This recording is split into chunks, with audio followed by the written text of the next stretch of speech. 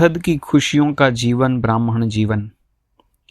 व्यर्थ और साधारणता अभी भी कहाँ तक है, और रूहानी खुशी, अविनाशी खुशी, आंतरिक खुशी कहाँ तक रहती है।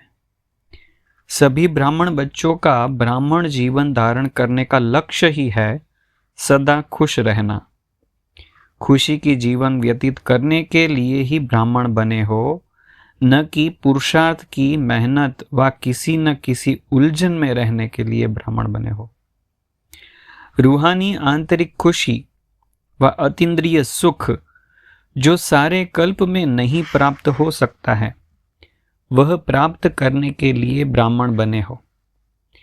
लेकिन चेक करो कि खुशी किसी साधन के आधार पर, किसी हद की प्राप्ति के आधार पर व थोड़े समय की सफलता के आधार पर, मान्यता व नामाचार के आधार पर, मन के हद की इच्छाओं के आधार पर व यही अच्छा लगता है, चाहे व्यक्ति, चाहे स्थान व वैभव, ऐसे मन पसंदी के प्रमाण खुशी की प्राप्ति का आधार तो नहीं है।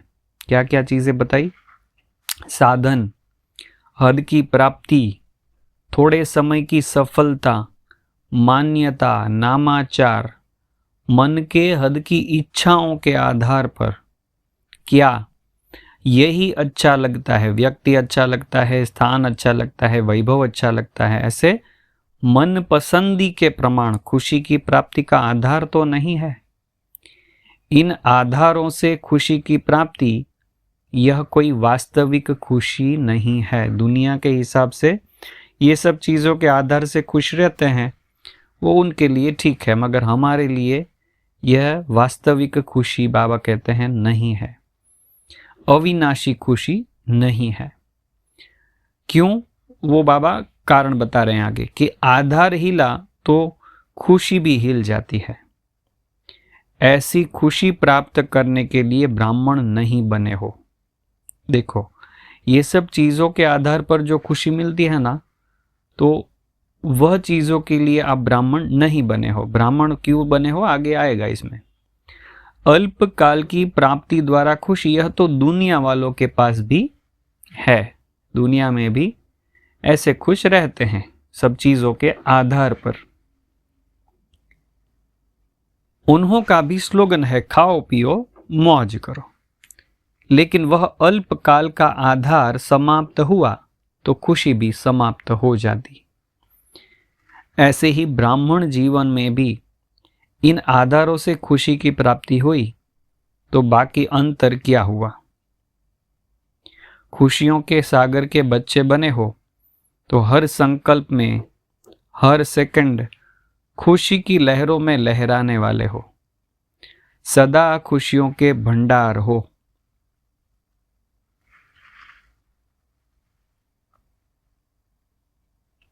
इसको कहा जाता है होली और हैप्पी हंस।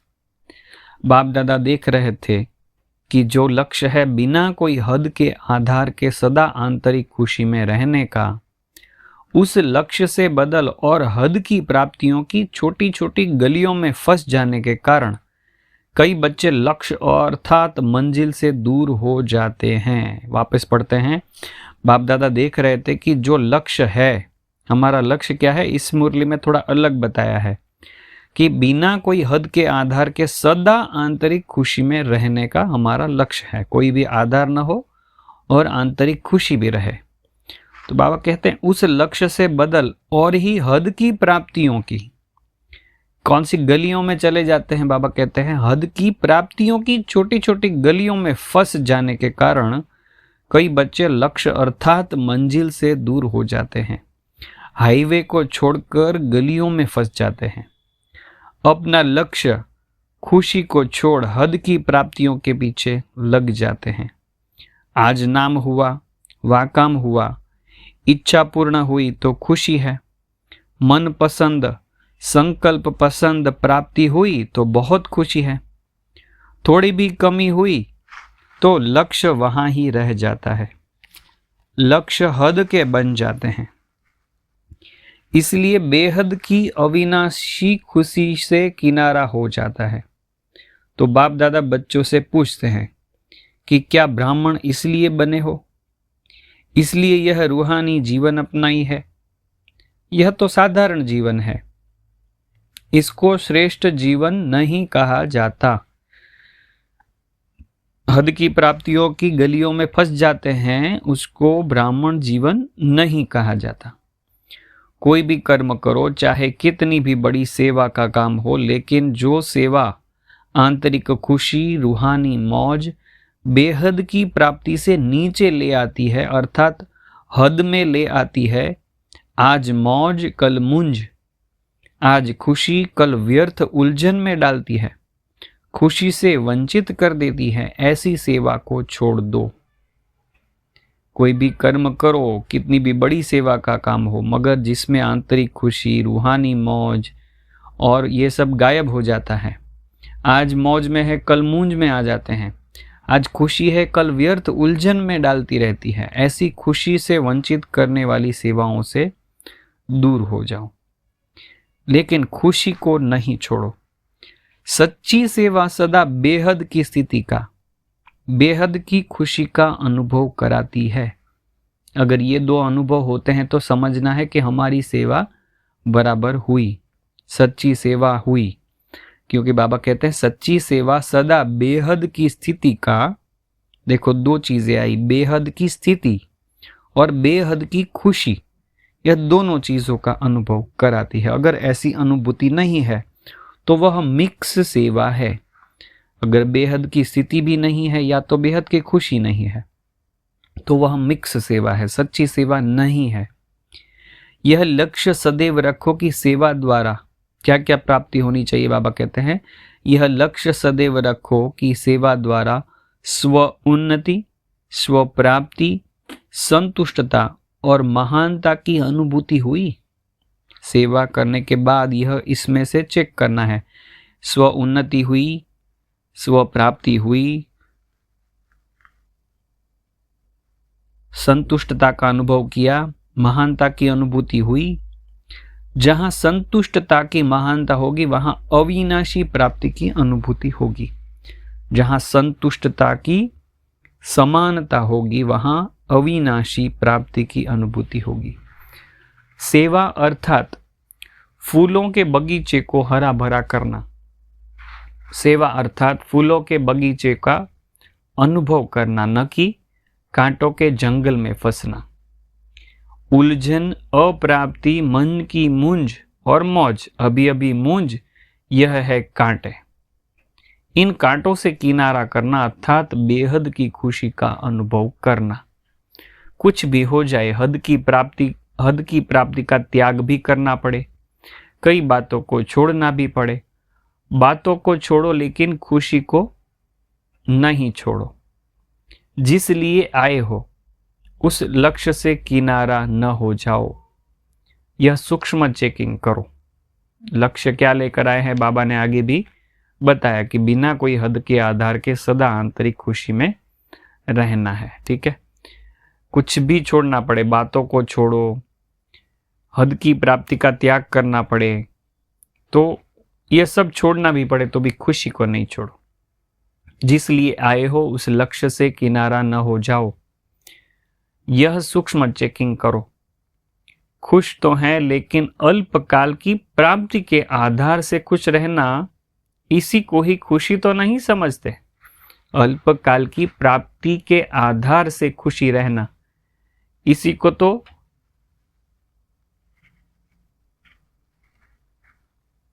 खुशी नहीं समझते हो। कहां साइड सीन को ही मंजिल तो नहीं समझ रहे हो।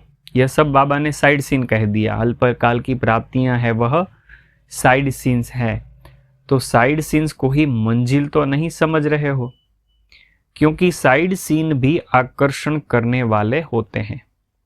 लेकिन मंजिल को पाना अर्थात बेहद के राज्य अधिकारी बनना। मंजिल कौन सी बताया यहां पर, बेहद के राज्य अधिकारी।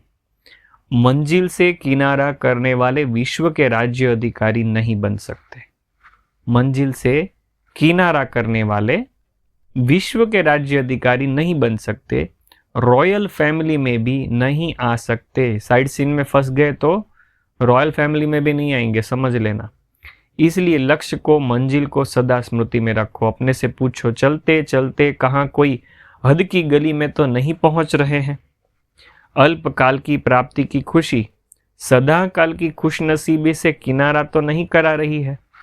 अल्पकाल की प्राप्तियों में हमारी सदा काल की प्राप्तियां भूल जाए तो इसको कहते हैं गलियों में फंस जाना। थोड़े में खुश होने वाले तो नहीं हो।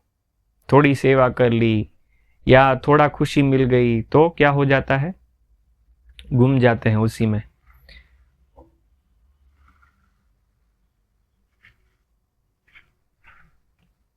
थोड़े में खुश होने वाले तो नहीं हो। अपने आप को खुश तो नहीं कर रहे हो। जैसी हूं वैसी हूं, ठीक हूं, खुश हूं, यह सब बनाने की बातें, अपने को बनाते हैं। अविनाशी खुशी की निशानी है, उनको औरों से भी सदा खुशी की दुआएं अवश्य प्राप्त होंगी। बाप दादा और निमित्त बड़ों के स्नेह की दुआएं अंदर अलौकिक आत्मिक खुशी के सागर में लहराने का अनुभव कराएगी। देखो यहाँ दुआओं का महत्व आया। बाप दादा के भी दुआएं मिलेगी और निमित्त बड़ों के स्नेह की दुआएं अंदर अलौकिक आत्मिक खुशी के सागर में लहराने का अनुभव कराएगी।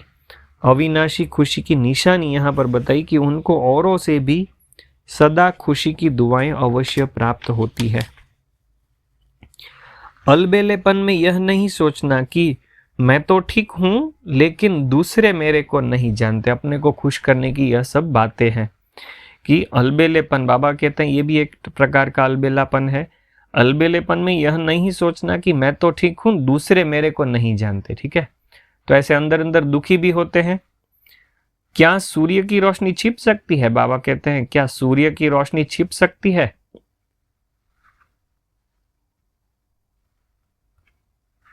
सत्यता की खुशबू कभी मिट सकती है?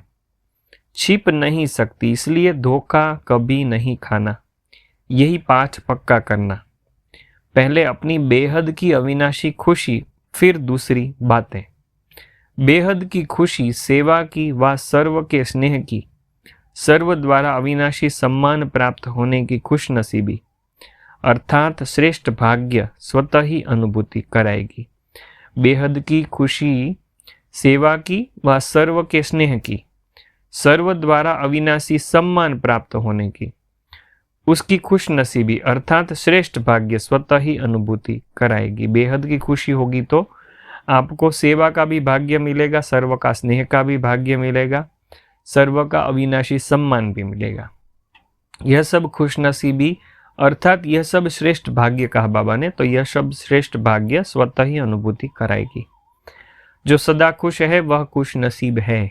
ठीक है, खुश नसीब कितना है हम वह जानने के लिए चेक करें कि हम कितना खुश रहते हैं। बिना मेहनत, बिना इच्छा अथवा बिना कहने के सर्व प्राप्ति सहज होगी। यह पाठ पक्का किया। 13 जनवरी